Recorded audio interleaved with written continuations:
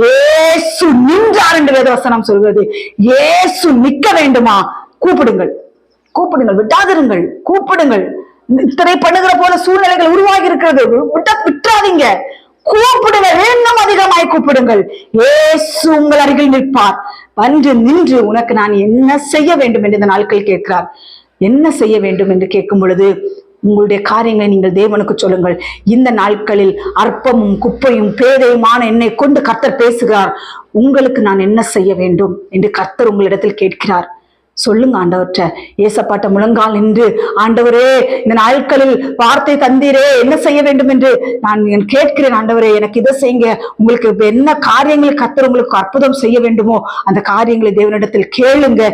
கேட்கிறவன் பெற்றுக்கொள்வான், கேட்கிறவன் பெற்றுக்கொள்வான், கேட்காதவன் பெற்றுக்கொள்ள மாட்டான். விசுவாசங்களை தூக்கி குப்பையில போடுங்க. விசுவாசம் தேவனுடைய ராஜ்யத்துக்குள்ள உங்களை கொண்டு போகாது. விசுவாச